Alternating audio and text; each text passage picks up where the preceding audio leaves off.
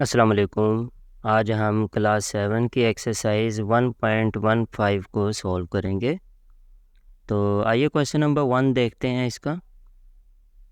ज़वार has annual income of rupees 10 lakh, find the amount of income tax.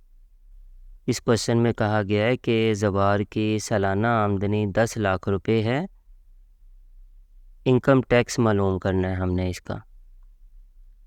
तो आइए सबसे पहले हम देखते हैं कि इनकम टैक्स किसे कहते हैं। Income tax is the tax imposed by the government. Income tax एक ऐसा टैक्स होता है जो कि गवर्नमेंट लागू करती है on the income of individuals exceeding a certain amount. उन लोगों पर ये लागू होता है जिनकी आमदनी एक ख़ास हद से जब बढ़ जाती है। तो आइए देखते हैं कि इनकम टैक्स की स्लैब कौन कौन सी होती हैं।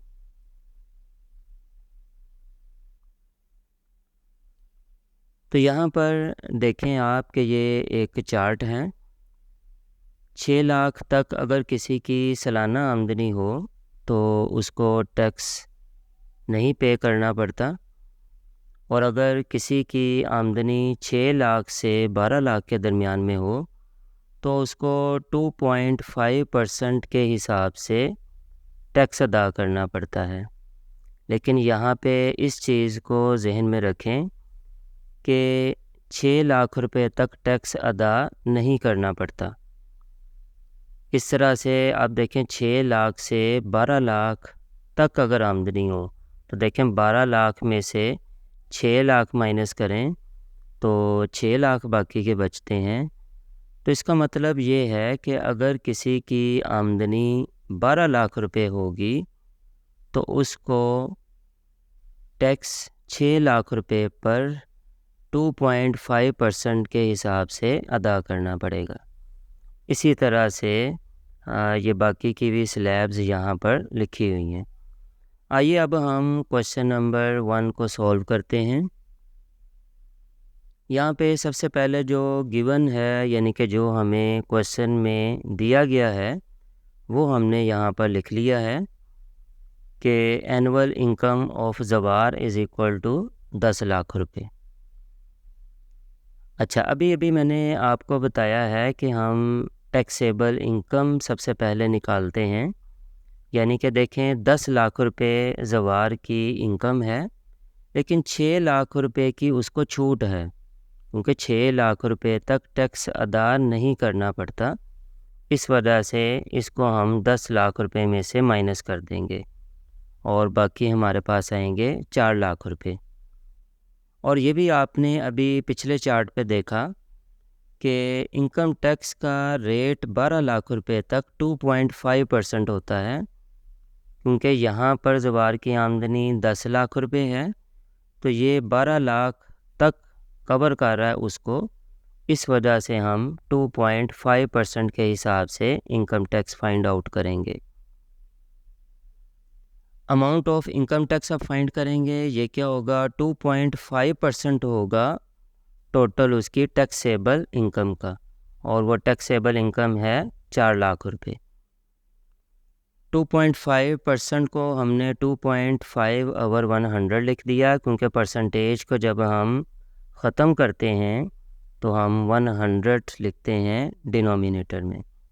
ऑफ की जगह मल्टीप्लिकेशन का साइन लगाया है और 4 लाख रुपए वैसे ही लिख दिए।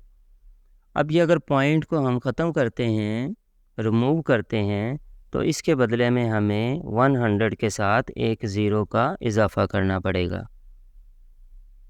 और इस तरह से ये ज़ीरोज़ कैंसिल करके मल्टीप्लिकेशन करेंगे तो 10,000 रुपये इनकम टैक्स की वैल्यू आ गई है।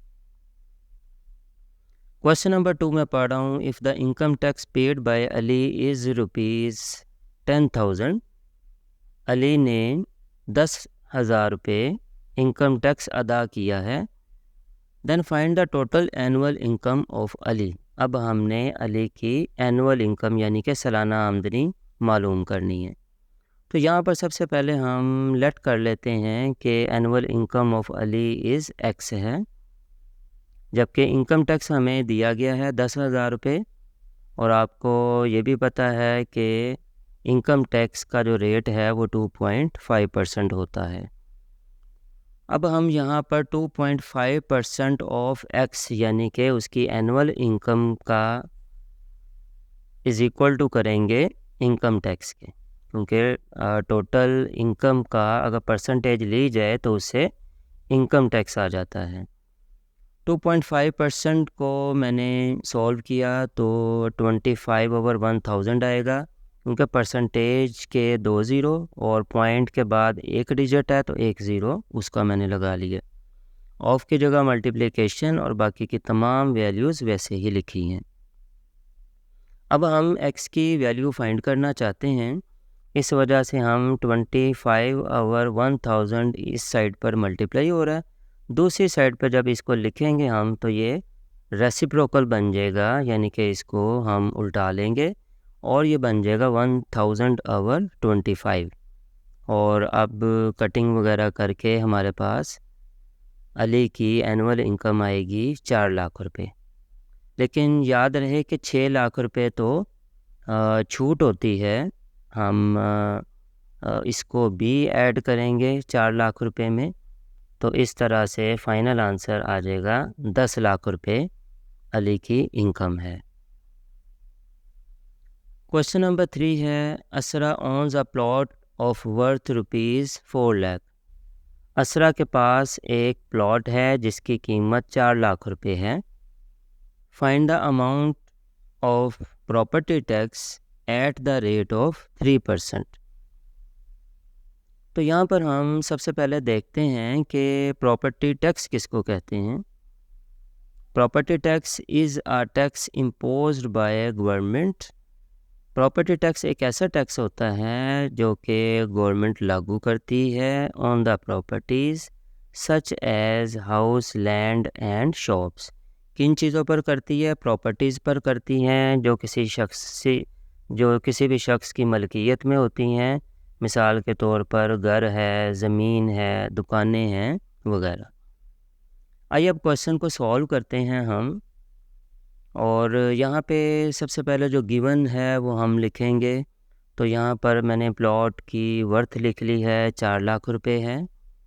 रेट ऑफ प्रॉपर्टी टैक्स बताया गया है 3%, और अमाउंट ऑफ प्रॉपर्टी टैक्स हमने फाइंड आउट करनी है जो कि है 3% किसका? 4 लाख का। सेम उसी तरह से परसेंटेज का साइन हम ख़त्म करते हैं तो 3/100 आएगा। ऑफ की जगह मल्टीप्लिकेशन और कैंसिलेशन करने के बाद हमारा आंसर आ जाएगा 12,000 रुपये। तो इस तरह से असरा ने 12,000 रुपये प्रॉपर्टी टैक्स अदा किया है।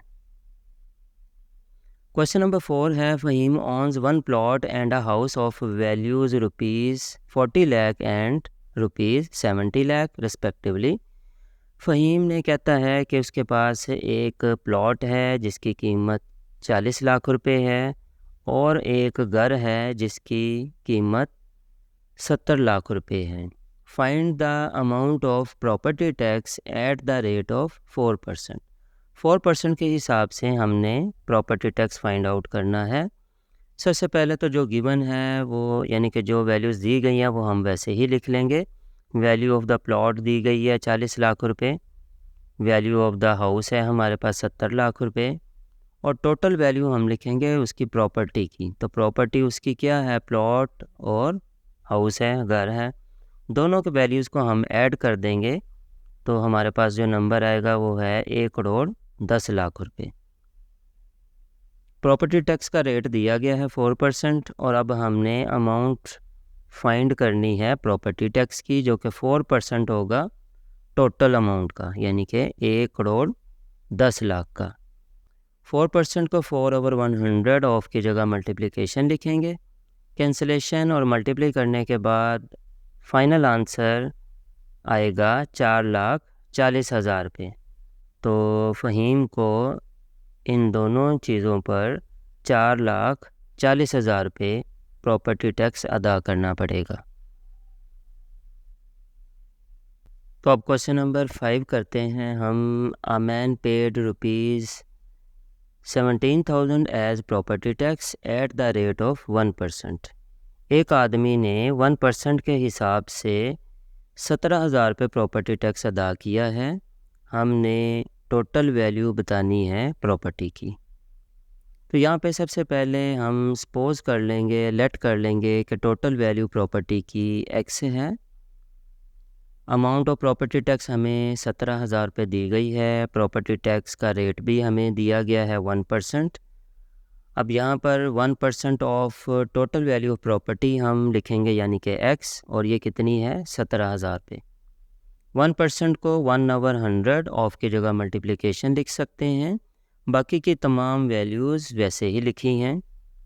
100 अगर आप देखें तो इक्वल के लेफ़्ट साइड पर डिवाइड हो रहा है, जबकि इसको राइट साइड पर अगर लेके जाते हैं हम तो ये मल्टीप्लाई हो जाएगा, और इस तरह से हमारे पास ये आ जाएगा 17 लाख रुपए। क्वेश्चन नंबर 6 है, Ammar wants to buy an air conditioner of price ₹2 lakh. Ammar एक एयर कंडीशनर ख़रीदना चाहता है जिसकी कीमत 2 लाख रुपए है। If the rate of GST is 17%, अगर तो जनरल सेल्स टैक्स 17% के हिसाब से वो देता है, then find how much money Ammar has to pay. Ammar को कितनी रकम दुकानदार को अदा करनी पड़ेगी। तो आइए यहाँ पे सबसे पहले हम ये देखते हैं कि GST क्या होता है। GST से, जैसा कि मैंने अभी बताया, कि जनरल सेल्स टैक्स बनता है। When a customer purchases an item, जब भी कोई गाहक कोई भी चीज़ ख़रीदता है, he pays an extra amount, वो क्या करता है कि कुछ अज़ाफ़ी रकम देता है, in addition to the original price of the item। किसी भी चीज़ की जो कीमत असल कीमत होती है उसके अलावा भी कुछ रकम अदा करता है। उस एक्स्ट्रा अमाउंट यानी कि इजाफ़ी रकम को जनरल सेल्स टैक्स या GST कहते हैं। अब हम सॉल्व करते हैं क्वेश्चन नंबर 6 को। इसके सलूशन में सबसे पहले जो हमें वैल्यूज़ दी गई हैं उनको मैं वैसे ही लिख लूँगा। तो एयर कंडीशनर की प्राइस 2 लाख रुपए है, जनरल सेल्स टैक्स 17% है। अमाउंट हमने फाइंड करनी है 17% 2 लाख रुपए का। 17% परसेंटेज का साइन ख़त्म करेंगे, 17/100 आएगा, ऑफ की जगह मल्टीप्लिकेशन, और डिवाइड कैंसलेशन करने के बाद, मल्टीप्लाई करने के बाद 34,000 रुपये हमारे पास GST आ गया। अब हम यहाँ पर 34,000 रुपये को 2 लाख रुपये में ऐड करेंगे, क्योंकि 2 लाख रुपये असल कीमत थी और 34,000 रुपये अम्मार ने GST अदा किया है। इस तरह से अम्मार ने टोटल 2,34,000 रुपये अदा किए हैं। क्वेश्चन नंबर 7 है कि the price of 1 chair is ₹5,000। अगर एक कुर्सी की कीमत 5,000 रुपये हो, find the amount of GST on 50 such chairs eight the rate of 17%। तो हमने ऐसी 50 कुर्सियों की 17% के हिसाब से GST फाइंड करना है। सबसे पहले जो गिवन है वो लिख लेंगे। एक कुर्सी की कीमत लिख ली हमने 5,000, तो 50 कुर्सियों की कीमत क्या होगी, 50 से अगर हम मल्टीप्लाई कर दें, ये आएगा 2,50,000 रुपये। GST की परसेंटेज रेट हमें दिया गया है 17%, और अब हम अमाउंट फाइंड करेंगे GST की। 17% ऑफ टोटल अमाउंट यानी कि 2,50,000 होगा।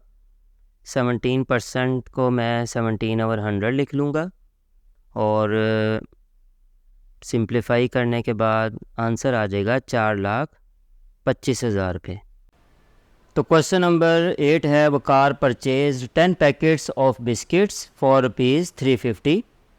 वकार ने 350 रुपये के 10 बिस्किट्स के पैकेट ख़रीदे हैं। He paid VAT of ₹42 on 10 packets. VAT से मुराद है वैल्यू एडिड टैक्स। ये भी जीएसटी ही काउंट होता है। Find the rate of GST on these packets, हमने रेट फाइंड करना है जीएसटी का। तो आइए इसका सलूशन करते हैं। सबसे पहले हमें दिया गया है 10 पैकेट्स की कीमत दी गई है 350 रुपये, इसको मैंने एज इट इज़ लिख लिया। अमाउंट हमें दी गई है जीएसटी यानी कि वैल्यू एडेड टैक्स की 42 रुपीज़, इसको भी वैसे लिख लिया। रेट हम फाइंड आउट करेंगे जीएसटी का। इसके लिए अमाउंट हमारे पास जो जीएसटी की है वो ऊपर आएगी और टोटल प्राइस जो बिस्किट्स की है उसको डिनोमिनेटर में लिखेंगे और 100 के साथ हम मल्टीप्लाई कर लेंगे, क्योंकि हमने परसेंटेज में आंसर लिखना है। इस वजह से हम जब भी रेट फाइंड करना होता है, परसेंटेज फाइंड आउट करनी होती है, तो हम मल्टीप्लाई 100 से कर देते हैं। तो यहाँ पे देखिए ₹42 और ₹350 मल्टीप्लाइड बाय 100 आएगा और इन सब की कैंसिलेशन और मल्टीप्लिकेशन के बाद फाइनली हमारे पास रेट ऑफ जीएसटी आएगा 12%। आइए क्वेश्चन नंबर 9 करते हैं। क्वेश्चन नंबर 9 की स्टेटमेंट मैं पढ़ रहा हूँ। Naveed purchased a shop of worth ₹65 lakh रुपये, 65 लाख रुपीज़। आइए क्वेश्चन नंबर 9 हम देखते हैं। क्वेश्चन नंबर 9 है Naveed purchased a shop of worth ₹65 lakh, 65 lakh रुपए की नवीद ने एक दुकान ख़रीदी है। He paid property tax worth ₹5,20,000, 5,20,000 रुपये उसने प्रॉपर्टी टैक्स अदा किया। What was the rate of property tax, यहाँ भी इस क्वेश्चन में हमने रेट फाइंड करना है। तो इसको सॉल्व करते हैं। सबसे पहले जो हमें गिवन है वो हम पहले लिख लेते हैं। तो प्रॉपर्टी की वर्थ लिखेंगे 65 लाख रुपए और अमाउंट ऑफ प्रॉपर्टी टैक्स जो उसने अदा की है वो लिख लेंगे 5,20,000 रुपये। और अब हमने रेट फाइंड करना है। जैसा कि पिछले क्वेश्चन में हमने किया था कि जो अमाउंट होती है टैक्स की उसको हम न्यूमरेटर में ऊपर लिख लेते हैं और टोटल जो वैल्यू होती है किसी भी चीज़ की या प्रॉपर्टी की उसको डिनोमिनेटर में लिख के मल्टीप्लाइड बाय 100 कर देते हैं, क्योंकि हमने परसेंटेज फाइंड आउट करनी है। इस वजह से हम 100 से हमने मल्टीप्लाई किया है। तो ये देखें तमाम वैल्यूज़ को मैंने पुट कर दिया और इस तरह हम कैंसिलेशन करने के बाद फाइनली मल्टीप्लाई करेंगे तो आंसर हमारे पास आ जाएगा 8%। तो इसका मतलब ये है कि नवीद ने 8% के हिसाब से प्रॉपर्टी टैक्स अदा किया है। क्वेश्चन नंबर 10 है Ali sold a plot for ₹50 lakh by an agent who received 2.5%। Ali ने एक मकान बेचा है 50 लाख रुपए का और एजेंट ने उस पर 2.5% कमीशन लिया है। फाइंड अमाउंट ऑफ कमीशन, हमने कमीशन की अमाउंट यानी कि रकम बतानी है। तो आइए सबसे पहले हम ये देखते हैं कि कमीशन किसे कहते हैं। Commission is an amount of money, commission एक ऐसी रकम होती है which is paid by the seller or purchaser to the agent for his services। तो ये ख़रीदने वाला या बेचने वाला ये एजेंट को ये पैसे देता है क्योंकि उसने इनको ये सर्विसेज दी हैं, यानी कि उसने ये मकान उनको ख़रीद कर दिया है या बेच कर दिया है। तो आएँ अब हम क्वेश्चन को सॉल्व करते हैं। यहाँ पर सबसे पहले हम लिख लेंगे प्लॉट की वर्थ लिख लेंगे, रेट लिख लेंगे 2.5%, ये हमें गिवन है। अमाउंट ऑफ कमीशन हम फाइंड आउट करेंगे 2.5% ऑफ 50 लाख रुपए का लिखेंगे हम। 2.5% को हम 2.5 ओवर 100 लिख लेंगे, परसेंटेज का मैंने साइन ख़त्म किया है। 2.5 ओवर 100 को हम 25 ओवर 1000 लिख लेंगे। पॉइंट को मैंने ख़त्म करके एक ज़ीरो लगा लिया है और अब हम इनकी कैंसिलेशन करके 25 के साथ जैसे ही मल्टीप्लाई करेंगे तो आंसर आ जाएगा हमारा 1,25,000 रुपये। तो ये 1,25,000 रुपये अली ने कमीशन अदा किया है। क्वेश्चन नंबर 11 है, Salman sold 50 articles of a company. Salman ने एक कंपनी की 50 चीज़ें आप समझ लें कि सेल की हैं। If each article is sold for ₹2500, अगर उसने एक चीज़ 2500 रुपये की फ़रोख्त की है, find the amount of commission earned bye Salman eight the rate of 2%। तो हमने ये बताना है कि सलमान ने 2% के हिसाब से कितना कमीशन लिया है। तो इसको सॉल्व करते हैं हम। सबसे पहले हम यहाँ पर लिख लेंगे एक आर्टिकल की कीमत क्या है। उसके बाद हमने यहाँ पर 50 आर्टिकल की वैल्यू फाइंड करेंगे। तो 50 आर्टिकल की वैल्यू फाइंड करने के लिए 50 से हम मल्टीप्लाई कर देंगे और हमारे पास आएगा 1,25,000 रुपये। रेट ऑफ कमीशन हमें दिया गया है 2%, वैसे ही लिख लेंगे। और अब हमने अमाउंट ऑफ कमीशन निकालनी है, इसी तरह जैसे पिछले क्वेश्चन में हमने निकाली है। 2% ऑफ टोटल जो वैल्यू है, जितने प्राइस थी 1,25,000 रुपये, इसको हम लिख सकते हैं 2/100 मल्टीप्लाइड बाय 1,25,000 और इसकी कैंसिलेशन करके मल्टीप्लाई करेंगे हम तो फाइनल आंसर आएगा 25,000 रुपये। तो सलमान ने 25,000 रुपये कमीशन कमाया है। Question number 12, an online car service charges 20% commission from its drivers on each ride.